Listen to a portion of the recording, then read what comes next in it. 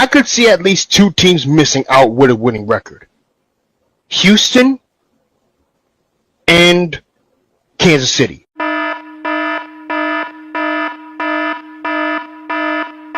Really, it's going to be a battle of the two offenses in this case. So I predict a high-scoring game. This is what they get for firing Brian Flores. You remember that 2021 season when the Dolphins won 7 in a row with Brian Flores just to get booted out of the playoffs and then terminated on Black Monday. Why would they even do that? Offseason in terms of talent-wise, when they got Tyreek Hill, so they had the right talent the following year. If they had that exact same offseason with Brian Flores as the coach, how much different would have it gone? I don't know if we necessarily would have been way different if Brian Flores. It would have been better. It would have been different with Brian Flores because he has a winning culture defense, but the offensive was pretty much god-awful.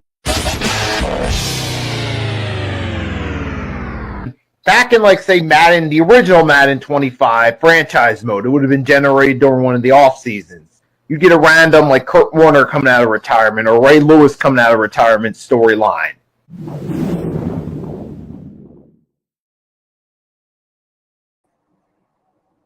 Good evening, folks. It is time for the last NFL Pick Ems for the 2025-26 regular season.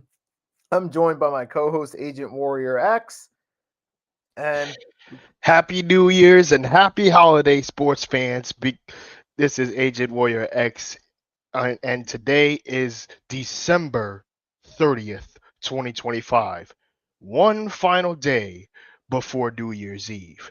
Now, a lot of people were excited about what happened in Week 17. Week 17 was one of by far the most chaos and most controversial thing we have ever seen since in a very long time. Yes, ladies and gentlemen, the Giants have officially won against the Raiders. Not too happy, but I'm happy that we finally got a win after 2 whole months and over a year for the road victory. And 2, Jackson Dart has been balling out a lot. And as for the Philadelphia Eagles versus the Buffalo Bills game, well, let's just say it was a defensive game ultimately, but Josh Allen couldn't get the job done. The next thing I want to talk about is the Christmas games. Nikki, those Christmas games we mentioned were amazing. But Jalen Brunson, let's talk about this. Jalen Brunson did amazing in that Christmas game against the Cavaliers, especially that Deck the Halls game. But we're not going to be talking about basketball even further because this is football. The Christmas games were absolutely amazing, especially that game against the Broncos. I mean, they did at least put up a fight in the second half, right, Nikki? Yep, I mean, Denver Broncos, I noticed, though, a trend following. It seems like they play down to their competition and make it competitive, but they play up in big games, especially on the offensive side of the ball. They'll go against teams like Raiders and Kansas City. They'll win in a lower scoring game, but then when they go against teams with good offenses, all of a sudden they start scoring a lot of points, a la Green Bay, a la Dallas. We've seen that follow the Broncos throughout the season, a la coming back in the fourth quarter when they were down big time against the Giants. So it's been a pattern with the Broncos, but the one big pattern is they always find a way to win these games, and they still have a shot at a home field advantage going into Week 18. I mean, to be honest with you, when it comes to the Raiders, they know they're going to mess up their tank eventually after the ball drops. Now, for the Giants, this is no-brainer. You called it, Nikki, because I know for a fact tanking is illegal. And at one point, we're going to win a game. We can't just be an NFC East team who cares about top picks more than just winning cultures. Jackson Dart proved that. Jackson Dart proved that he belongs in the Giants. In fact, this whole year, before he was concussed a few times, he's been putting up numbers alongside Tyler Shugg. Tyler Shugg is also great too. But I think it's going to come down to the wild card rookie of the year and all these awards. But truly, the offensive rookie of the year should not be Jackson Dart, unfortunately. It's going to be between T Mac and Tyler Shug. I mean, yeah, ultimately, usually that rookie of the year award, it goes to the player that made their team better and who played better winning wise throughout the season. So that's why it's more likely going to go in those directions because of what's happened recently. But they could go with Jackson Dart because of his name, because sometimes name recognition plays a role in Rookie of the Year. See when Saquon got Rookie of the Year over Baker Mayfield.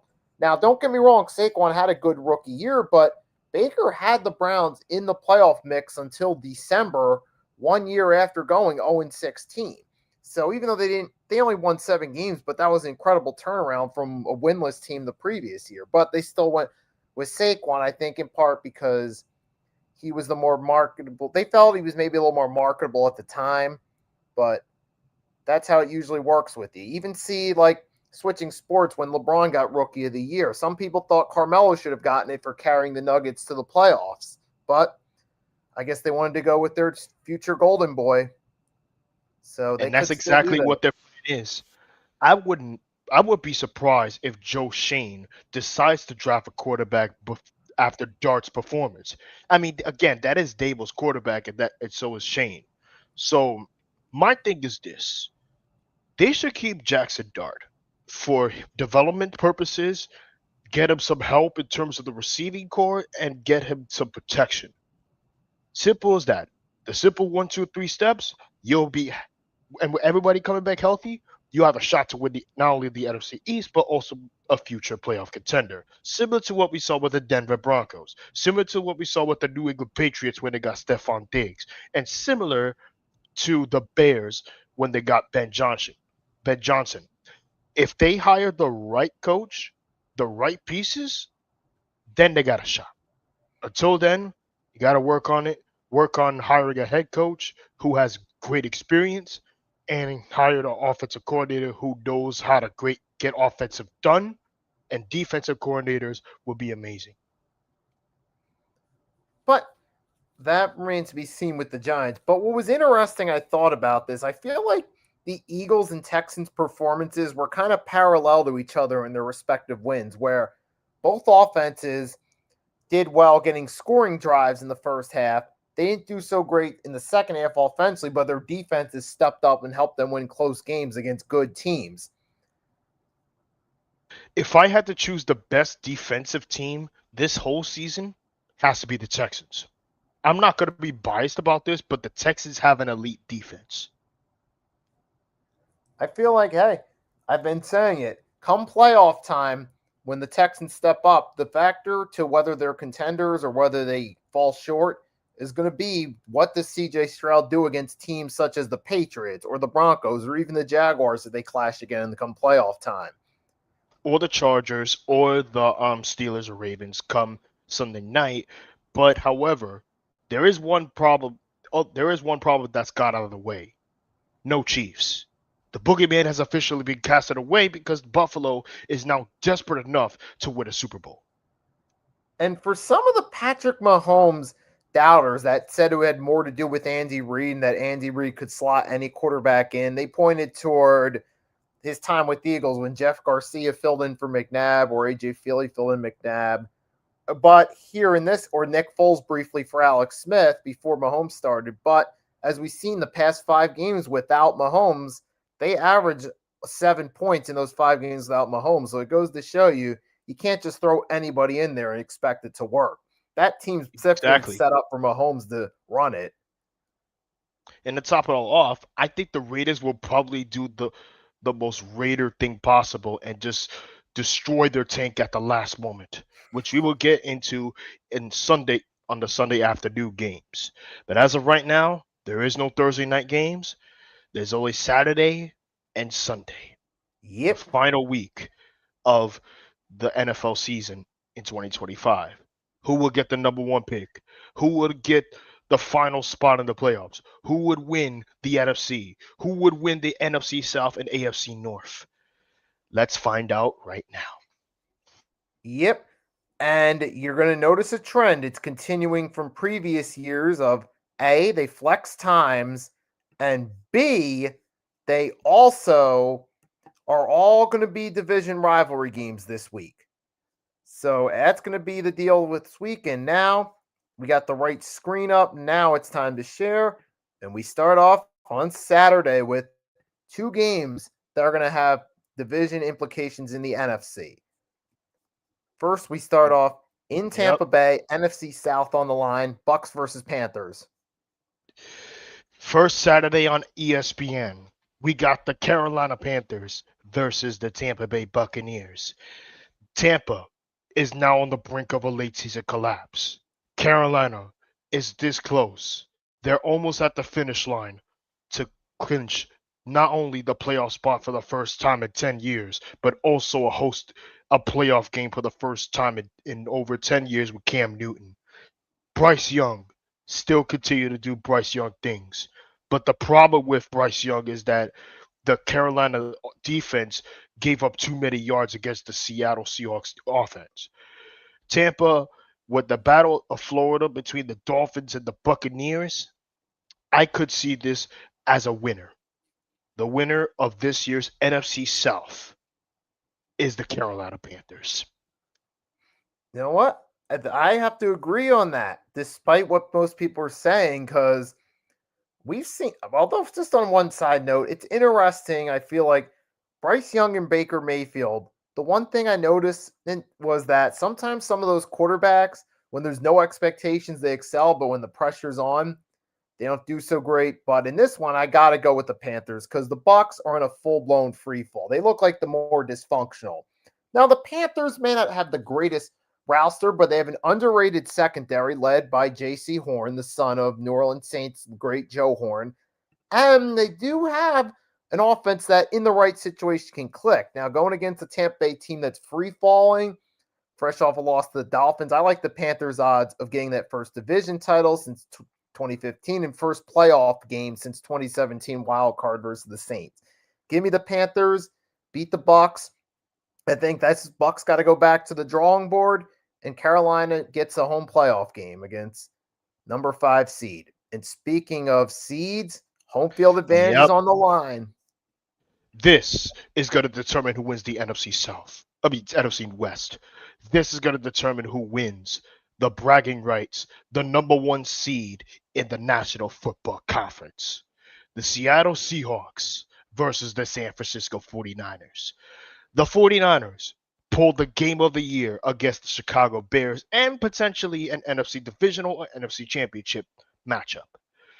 Now, Seattle are coming off a really great win against the Panthers, which by the way, it was a very winnable game in the first half because Sam Darnold kept fumbling the ball constantly. My biggest problem with Seattle is that Sam Darnold in the playoffs sucks.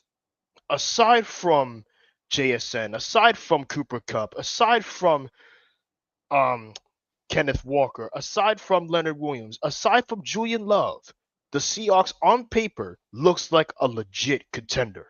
Even with Geno Smith last year, they finished it with a winning record, but ultimately missing the playoffs. And this is going to determine who wins the um the West. The San Francisco 49ers will win. And here's why. Christian McCaffrey can can outrun the running game against Seattle.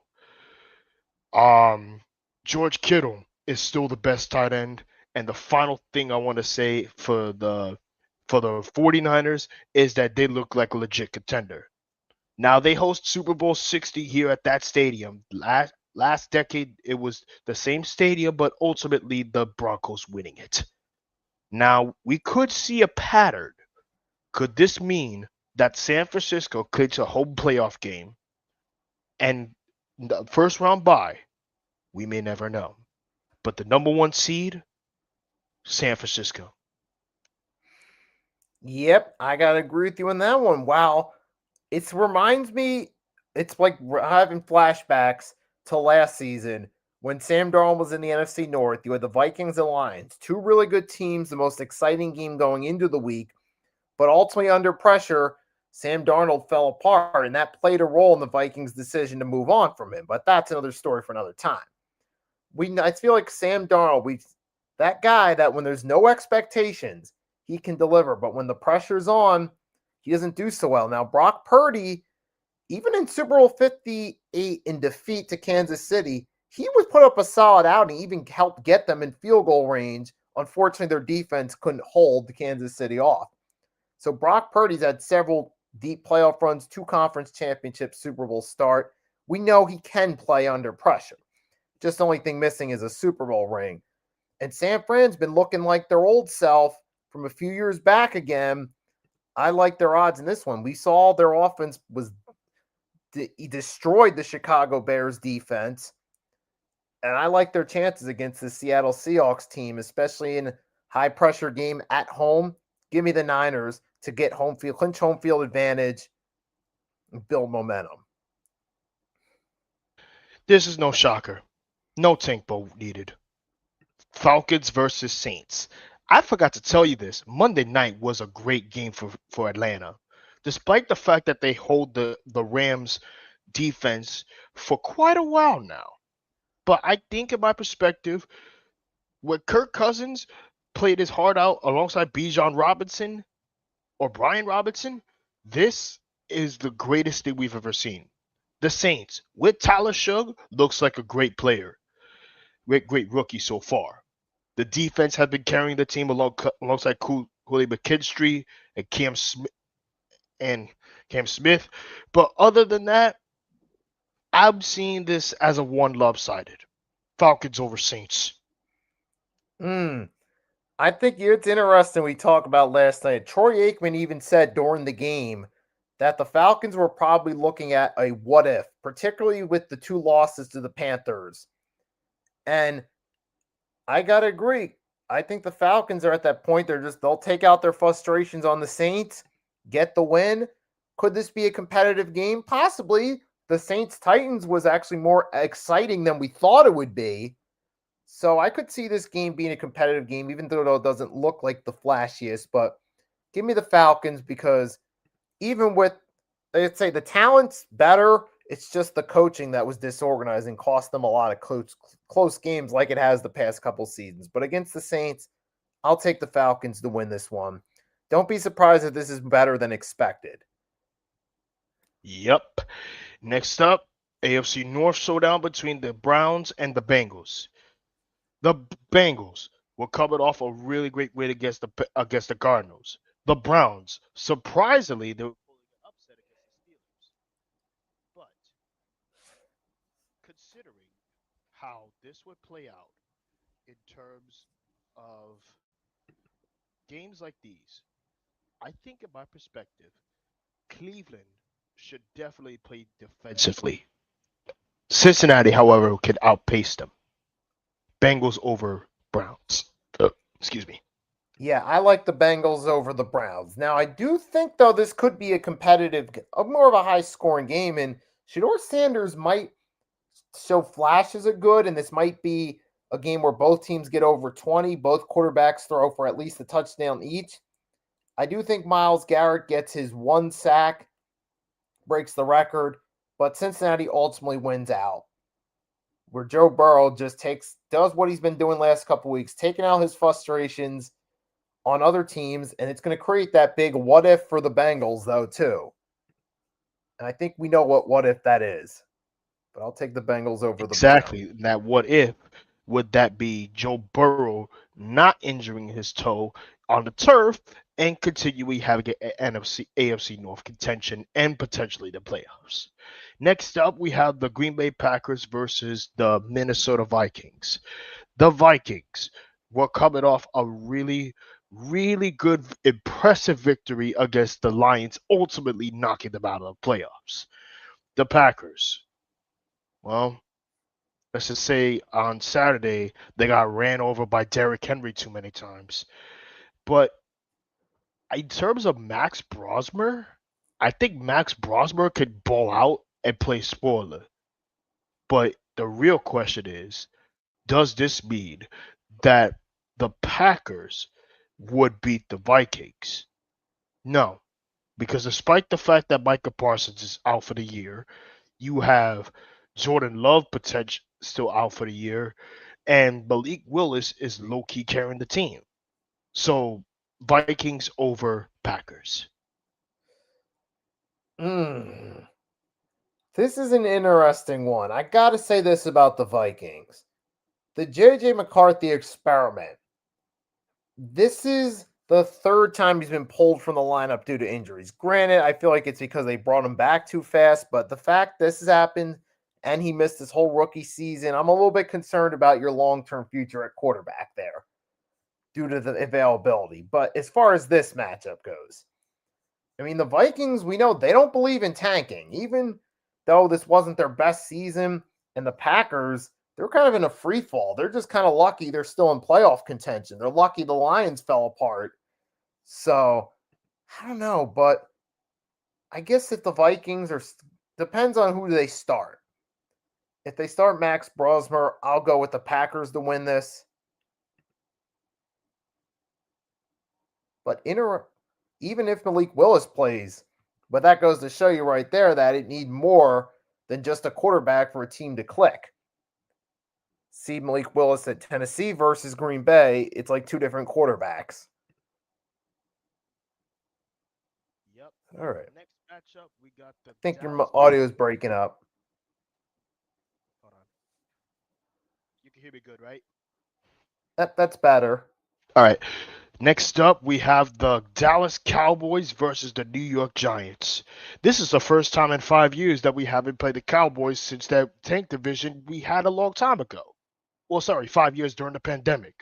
You already know how that played. We beat the Cowboys. You lost to that godforsaken Washington football team, ultimately knocking us out of the playoffs. So, in terms of Jackson Dart, I want him to finish on a win, which I completely understand. But going up against the Dallas team that has been very good in terms of the offense and defense before the defense was absolutely terrible. Don't get me wrong, I mentioned this couple of times with the Dallas Cowboys offense. Their offense is perfectly balanced. But with George Pickens, still there, and you still have CeeDee Lamb there, you have Jake Ferguson still there. I still believe Dallas can pretty much take their frustration out of the Giants still. Despite the fact that they're not in the playoffs, I could still see this as a loss for the Giants. Ultimately, though, it's going to come down to the wire because if they lose, they will potentially have the number one pick if the Raiders beat the Chiefs, which we will get to that later. But as of right now, I do see Jackson Dart finishing his season as a rookie another touchdown or two. Cowboys over Giants. Um, yeah, I'm gonna have to go with the same route because yeah, the Giants won last week, but you don't get the privilege of playing the Las Vegas Raiders every week. And the Cowboys, we saw how they matched up against Washington. Offensively, Dak balled out enough for them to win. Going against the Giants, I predict the same thing's going to happen. But it's probably going to be similar to the Washington game with Jackson Dart being the highlight for the Giants offense, Dak being the highlight for the Cowboys, and the Cowboys getting a win in a high scoring game. You know what's crazy? What happened 5 years ago before 2021 hit is that the fact that we played against winner take all in week 18 before the Buccaneers is that Daniel Jones has played his heart out. Everybody else did their part except before Saquon Barkley moved to Philly. And we beat them. We beat the Cowboys on a fumble recovery. Ultimately, you guys had to spoil our Sunday night and missing the playoffs potentially to the godforsaken Washington football team. I still won't give the give the Eagles for doing that 5 years ago. And I really hope for the NFC East sake is that this team should be healthy and competitive. That's it.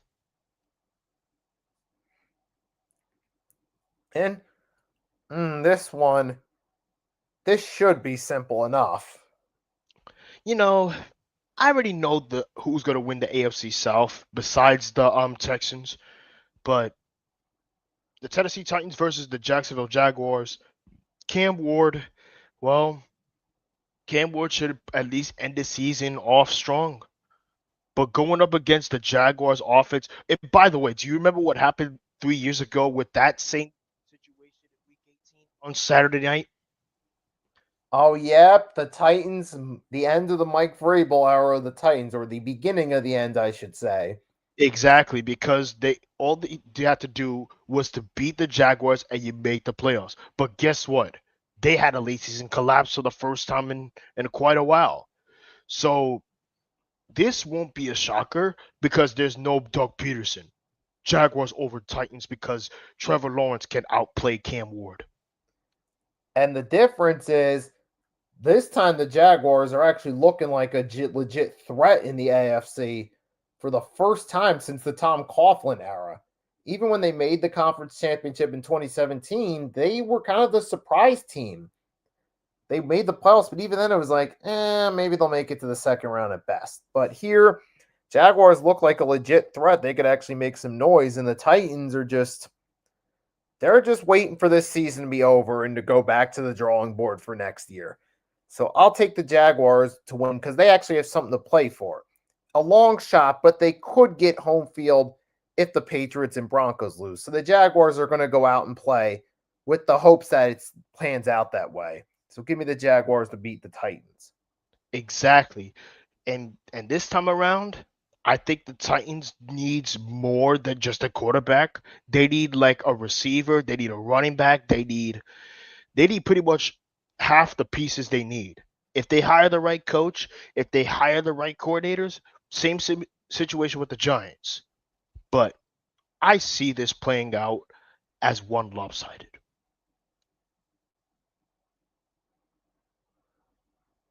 All right. And then we got the Texans versus the Colts. Now, if the Jaguars somehow were to lose and the Texans win, they could clinch the AFC South. So we know they're going to be playing for something against the Colts. I don't think it's enough. In terms of the situation with the Texans and the Colts, well, technically we heard that Philip Rivers retired again. I don't see this playing out for the Texans because they need the Titans to lose. But the Texans will win anyway. Yep. Give me the Texans in this one. The Colts. All right, it's just I think it was more than just Daniel Jones' injury. Something got to their heads when they were 7-1 where they thought they were invincible and it affected their play on the field even before Daniel Jones' injury. And now we see the effects of it coming full circle with that having to rely on Philip Rivers in the failed experiment. So the Colts, just the quicker it's over, the better. For Houston, they can build momentum for the playoffs, maybe still have a shot at the AFC South, so they'll at least give it a go. I'm going to put it this way and say that the last time a team that started 7-1 and missed the playoffs was the 95 Raiders. You remember that? Remember that 95 Raiders team before the Cowboys won the Super Bowl? The Raiders started off strong, ultimately having a late season collapse. Yep, and in this I one, think I think this should be pretty simple. Buffalo, they pretty much have nothing to play for. They pretty much have nothing to play for. And the division was already over the moment that you beat the Bills. And I was wrong about that. I was wrong about Josh Allen doing Josh Allen things, but ultimately this should be no excuse. Come playoff time, even without the Chiefs, you should still make a run. And that's pretty simple. But going up against a Jets team who's god awful in every aspect, I highly doubt that this Jets team will do anything. But if the Bills decided to bench Josh Allen to have their backup quarterback, I wouldn't mind it. I wouldn't mind Mitch Trubisky playing against the Jets, but I think the Jets will still destroy the tank and miss out.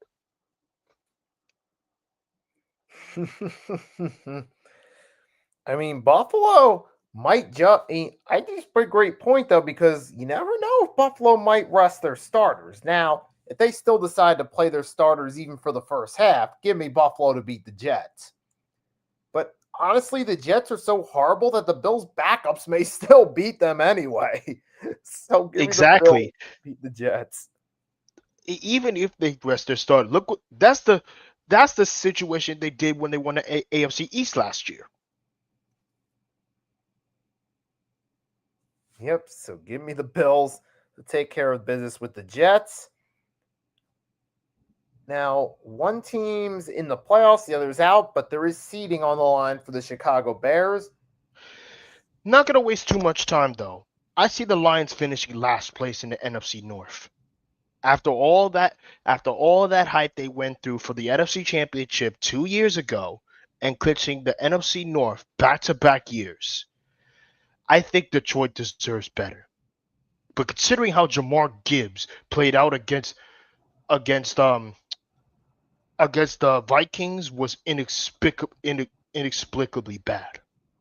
Dan Campbell needs to get his cards right instead of just going a fourth down constantly. That's like saying you're gambling this amount of money so that way you can hope to win big. But 95% of the time you don't. The moral is don't go on fourth down too many times if you're not at the first down marker. But considering how the Bears defense played against the 49ers in a potential game of the year, I could see the Bears winning out. Bears over Lions. Yep. In this case, it's a lost cause for the Detroit Lions. And it goes to show you how important Ben Johnson really was to them. And now, but the Bears, remember, they still do. I mean, they still have the number 2 seed on the line, because if they win, they automatically get that number 2 seed. Do they want what looks like it would be 2 versus 7 versus the Packers? Probably, because they know if they lose and the Eagles win, Eagles have less losses. So the Bears are going to play and give it their all. And I predict them to beat the Detroit Lions and bounce back and get the number 2 seed for the NFC this year. This game actually is interesting. Broncos versus Chargers. We already know that the Broncos clinched the AFC West, so they pretty much have nothing to play for. The Chargers, they pretty much have nothing to play for either. But considering how the offense plays out for Bo Nix and the others, I see the Broncos winning. Ultimately, with if Sean Payton plays his cards right come playoff time and the defense steps up with PS2 and Nick Bonito, I think this team could have a shot to go back to the Super Bowl for the first time in over a decade. Broncos over Chargers. And not to mention, the Broncos do have home field advantage potentially on the line, because if they win, they get home field advantage. So they're going to want that to get that first round bye and hope that'll make the road to the NBA Finals easier. So I'll take the Broncos to beat the Chargers in this one and even the series up one apiece during the regular season, because we know the Broncos usually play up offensively when they're in a tough game. So I think they'll do that here because they want home field advantage. Yep. Well, this is no Tank Bowl. This is pretty much an injury bowl at this point because one, the main quarterback is out. Two, the Raiders look god awful in every aspect except for the offense. And three, they're maliciously ruining a power hungry Asher Genty. Kansas City Chiefs versus Las Vegas Raiders. This is to determine who gets the number one pick. Kansas City, they'll probably get busted up anyway. If Max Crosby gets a go, that means the Raiders have something to play for. And I kid you not, they will not be for the number one pick. And that he mentioned earlier, he doesn't care about the number one pick because he wants to win. I understand he wants to win. And the Raiders wants to win too. But considering how Las Vegas played last week against the Giants was inexplicably bad, especially Geno Smith. I feel sorry for Geno Smith. And considering how Kenny Pickett did terrible, I think the the the Chiefs might do something the most hilarious way and just lose to the Raiders. I think the Raiders can pretty much outplay them in terms of the running game because this whole year the Chiefs running game has been slightly weak. Give me the Raiders over the Chiefs. That way the Giants can clinch the number one overall pick. You said the Raiders have been dreadful. I don't know if I trust the Raiders against anybody at this point. But then again, Kansas City has been so awful without Mahomes. I wouldn't be surprised if this were a tie. I swear, if this ends up in a tie, they'll still get the number one pick regardless. It would be hilarious if that does end up happening. But, oh boy. I'm basically like, I'm going to just try to toss up a coin because this really could go either way with how bad the Raiders are and with Kansas City having nothing. So, I'll take I'll take Kansas City. That's how bad it is. Because remember, tanking is illegal. At one point, you have to win. Or at least try. Don't worry, I think Asagenti will go off against the Chiefs anyway. Next up, we have the Los Angeles Rams versus the Arizona Cardinals.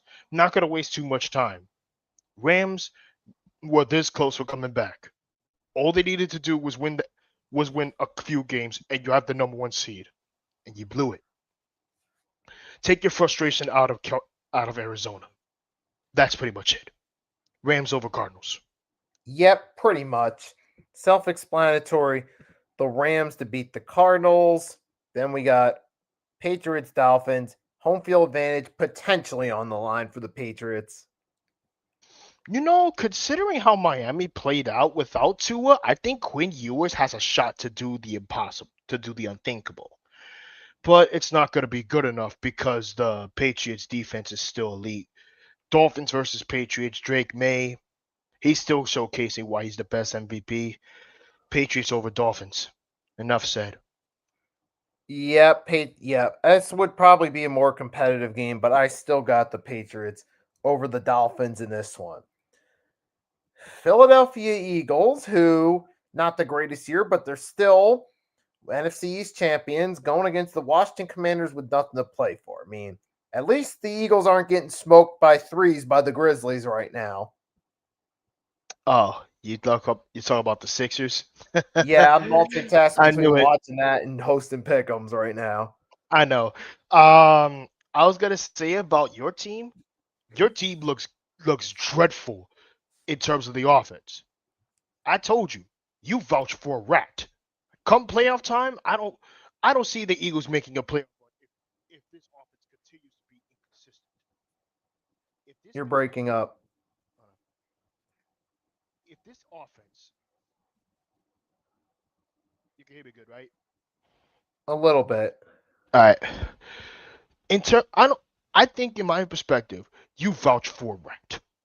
Kevin Patullo is a former Jets QB coach for the New York Jets. And I don't think Kevin Patullo should ever be near as an offensive coordinator ever again. And the reason why I say you vouch for a rat is because the fact that you hired a Jets QB coach who was god awful in situations with Aaron Rodgers. He did the same thing with Zach Wilson, and that's pretty much it. But I don't forget my good friends in terms of the NFC East. Because the fact that you won the division, which I expect you to do, I don't see you making a deep playoff run.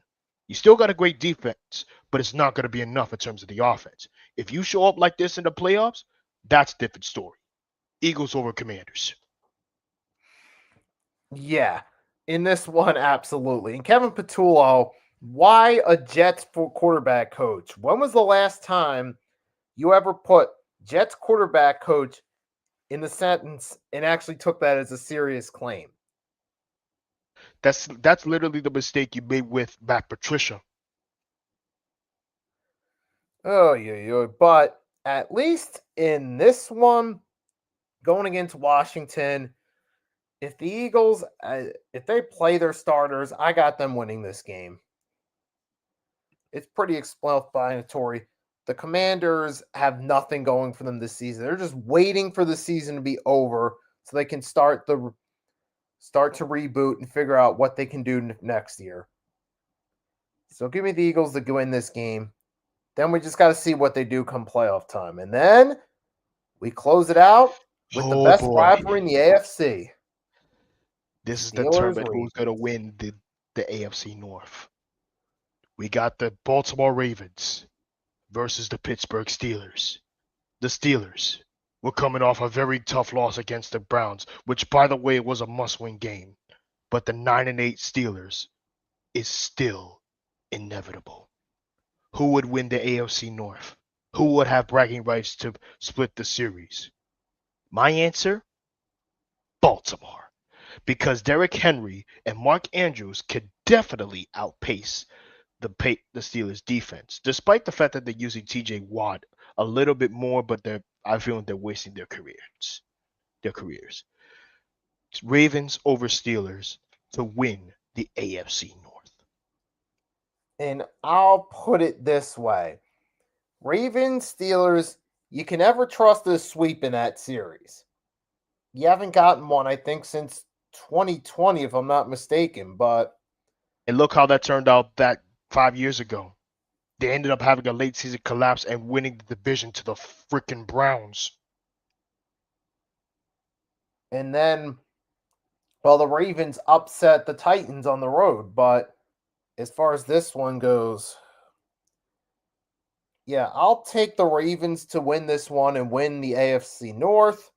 And John Harbaugh will be lucky to keeping his job. But then the question is, what do the Steelers do with Mike Tomlin? Do they finally feel like it's ran its course, or do they just try to turn over to Will Howard and see if it gets better from there? I got the Ravens in this one. Derrick Henry has a monster game, and they end up winning the AFC North. Yep. And now, don't forget the one day that we all knew in terms of these. Bring out your death notes one more time. Put your put your sheet of paper to collect the terminated GMs and coaches on this somber day. We call it Black Monday. The first Black Monday coach will be terminated. Todd Bowles from the Tampa Bay Buccaneers. The fact that Todd Bowles actually did well in terms of the NFC South Buccaneers, but in terms of that, he did the same situation with the Jets before he was terminated. We know why. Todd Bowles at at best is a mediocre coach. He did the same situation with the Jets back in 2015, ultimately maliciously ruining a power hungry Baker Mayfield and potentially Mike Evans. If they lose out for the rest of the season and they miss the playoffs, I think that Todd Bowles at best has to be a coordinator. Absolutely. And I'd say the next coach that's going to get the boot on Black Monday after that would be Mike McDaniel. We already know what happened to Mike McDaniel. 2 playoff appearances and no playoff victories. My question for Mike McDaniel is after Brian Flores was terminated, what the heck were the Dolphins doing? I think the Dolphins should have terminated Chris Kreider before Brian Flores was booted out. It should be Chris Kreider going, not Flores.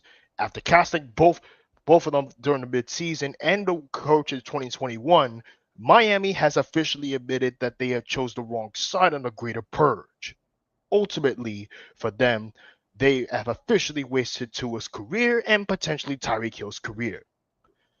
The third coach I'm going to mention, Joe Shane.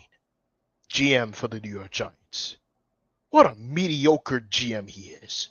Whatever you think of mediocre general managers, he's going to go down there with a few GMs such as Scott Fitterer, Rich Kotite, and Gene Smith. All you have to do is go over some of the moves he did. Trading, letting Xavier McKinney go to the Packers and not extending him long-term sight unseen. Hiring Brian Dable, letting Saquon Barkley go, only for him to magically do better on the real system and win the Super Bowl with them the following year. Not signing Wan'Dale Robinson a long-term in terms of spot of a contract and having a 1,000-yard season long-term. Choosing Darius Slayton over another receiver in the draft. And that contract with Daniel Jones. You know which one I'm talking about. Yep. Even if you think that this is supposed to be the best lineup, which I think, in my opinion, is on paper looks very solid. In terms of the track records, his drafting is hit and misses. His hit at best was Malik Neighbors, Abdul Carter, and Jackson Dart. But by the way, Dable wanted him because of the scouting report with Mike Kafka. But the only coach I'm going to see staying is Carmen Brasillo from the Giants O-line coach. He has made the Giants O-line a lot better with Andrew Thomas's help. My biggest concern about my concern about Andrew Thomas is that he is injury prone.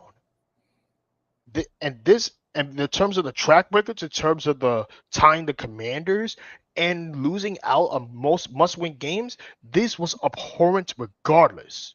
This was football incompetence personified. This is how you set a franchise back for half a decade. And with the Giants potentially getting the number 1 pick or the number 2 pick, they could have a chance to trade down. And the Giants aren't just in football hell.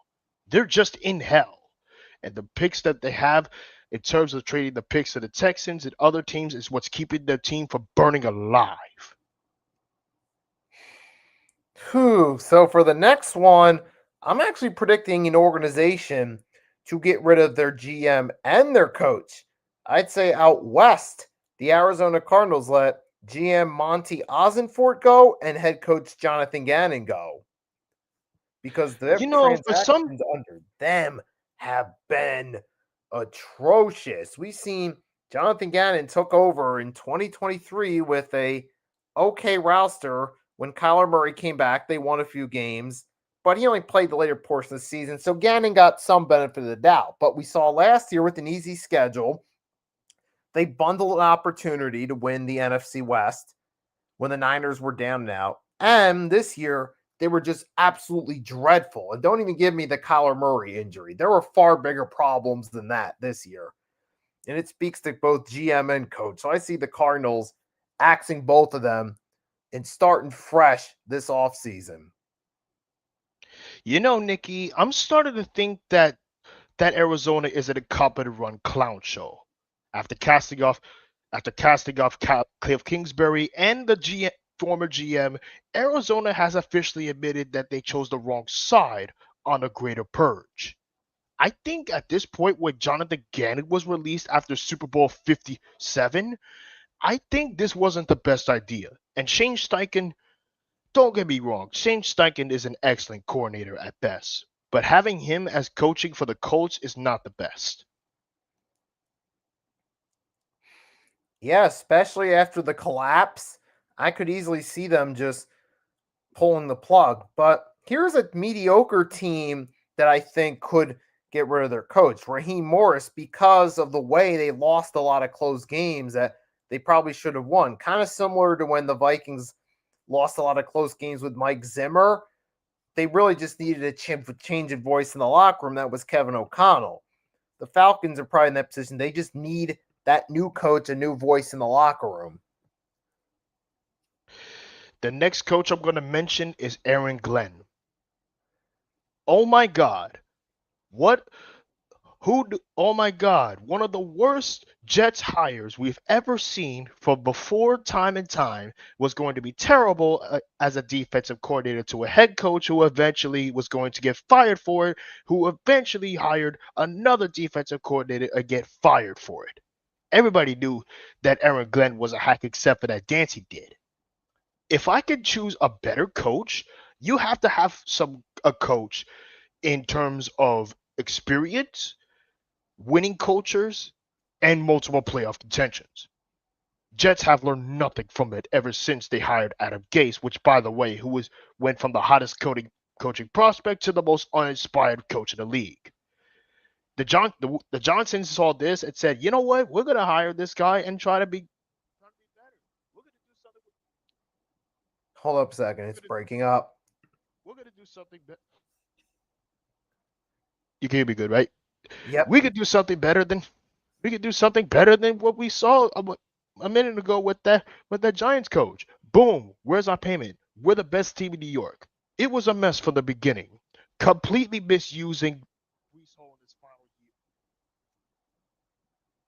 completely misusing Brees Hall for the final year, and maliciously ruining a power-hungry Justin Fields. So much for that so-called best team in New York.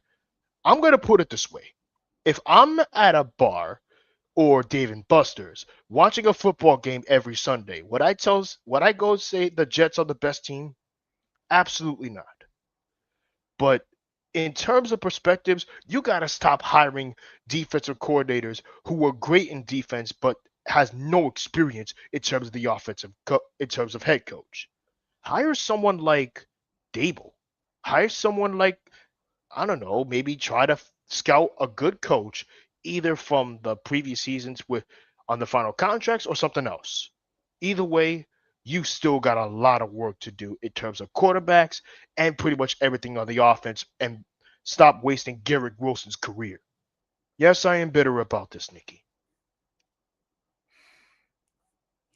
Wow. I mean, the difference between Aaron Glenn and Dan Campbell is, at least, even though the Lions didn't win a lot of games, you saw them play better as the season went along. Whereas the Jets with Aaron Glenn, they've just gotten progressively worse and less competitive as the season goes along.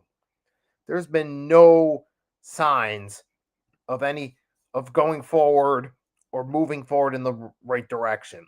Similar to the Cardinals, who started off 2-0, and by now you forget that they were ever 2-0. It's like that never even happened with how awful they were as the season's gone along.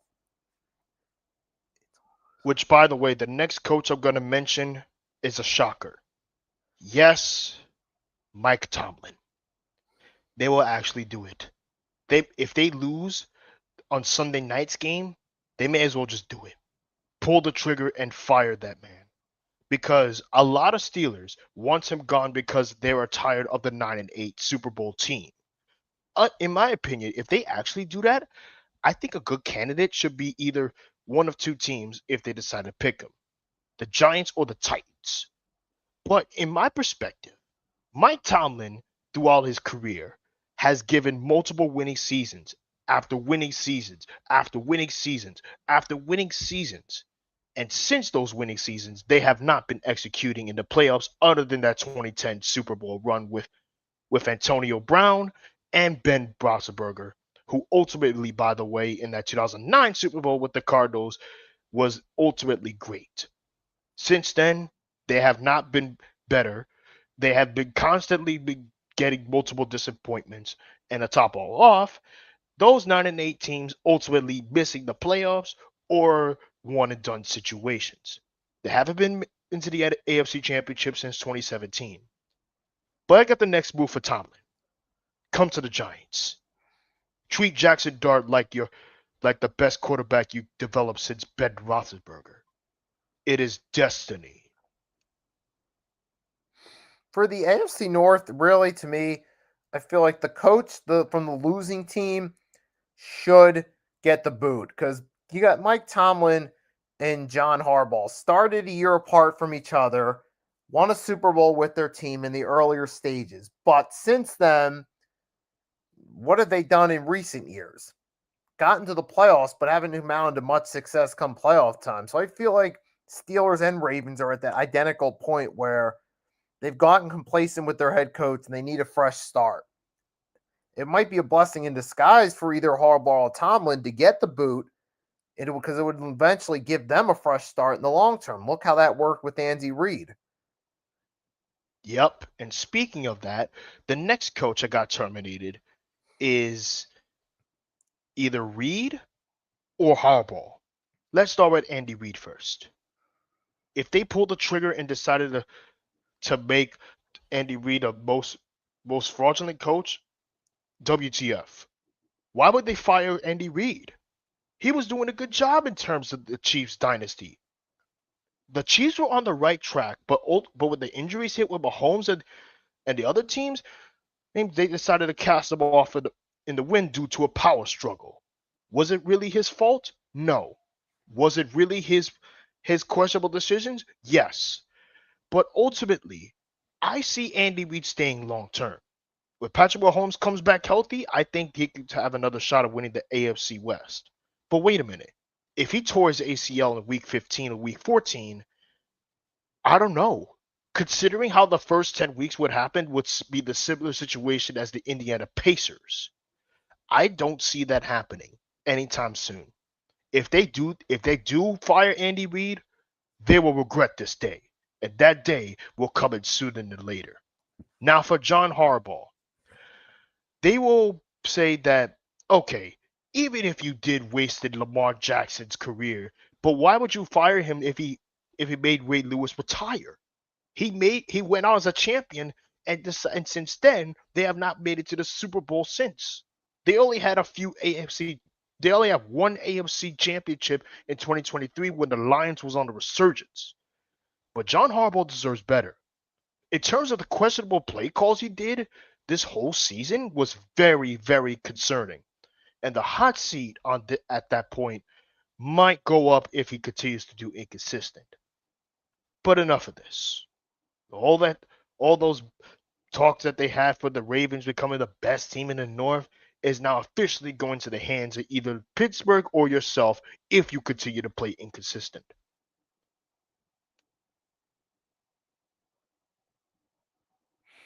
Well, I mean, at this point, realistically, there's a certain handful of coaches you could see getting fired, either because they overstayed their welcome or because nothing clicked and only got progressively worse as the season went along, or they lost the locker room. For other guys, first year guys like, say, with Kellen Moore, they're starting to show something later in the season. He'll at least get a second year and an opportunity next year. I would be surprised if they fire him. If they fire, here's the honorable mention coach I want to mention, Kellen Moore. If the Saints pull the trigger and say they cast him off to the wind, I think I see Kellen Moore as an offensive coordinator at best. Now, as for the coaches and GMs, we knew what's going to happen then. If the draft doesn't hit or miss, or the long term, you mentioned this, but there's one thing that you did not mention, Nikki: a power struggle. Even if the locker room can be lost at times, but in a power struggle like these can be very hard to come over. Yep, and when you get in that situation, if you're on the see what happened with John Gruden the first time with Al Davis, Raiders ultimately casted him off because the owner had the higher power. Exactly. And not only that, but that's the same mistake they did with the Titans back in 2023 on Black Monday after they fired after Rand Carthon fired him because of a power struggle problem. Don't get me wrong, this was in my opinion the most unexpected thing, but firing Carroll from the Seahawks was absolutely shocking. Speaking of Pete Carroll, he's the next coach to be on the list for Black Monday. What an awful hire. At this point, whatever you think of Pete Carroll, right? You think of him as the best QB guru head coach when it comes to Russell Wilson, right? Or the Legion of Boom. Or you could say anything good about Pete Carroll being part of the Seahawks team. But him as a Raiders coach to replace Antonio Pierce? I don't know. Pete Carroll is nothing more than the former Browns head coach Pat Pat Shermer with vibes. Pete Carroll is nothing more than Pat Shermer with vibes. But when you decided to go with the offenses, Luke Getzey and the other coordinators, especially Greg Olson, you more than likely lost the plot. This team went from having AFC West aspirations to being smoked by real teams regardless, including the Giants. I feel like now Pete Carroll's at the point where he reached his expiration date as a coach. He had an excellent run, but it always happens. I mean, Carroll is closer to Belichick's age, and we know Belichick eventually got to the point where it just ran its course with him as a head coach, and ultimately the Patriots had to move on. I feel like the Raiders failed to see the signs that Pete Carroll was declining in Seattle because there was a more talented roster there that at least kept the team somewhat stable. You see, with a new, fresh face at coach, the Seahawks are doing better, but the Raiders trying to bring in Pete Carroll, that really exposed where he's at currently as a head coach, and I think he's past his expiration date. He had a nice run, got the Seahawks 2 Super Bowl appearances and a Super Bowl win. He was excellent at USC, but now I feel like it just ran its course, and it's time for Pete Carroll to move along. And that will be the end of Black Monday. Happy New Year's, everyone, and the football gods will show no mercy come Black Monday. Amen. Until next time, goodbye, my friends. Happy New Year, and good night, everyone. Happy New Year for Nikki Stees, Agent Warrior X. Have a great night. If you're going to go out tomorrow on New Year's Eve, do so responsibly.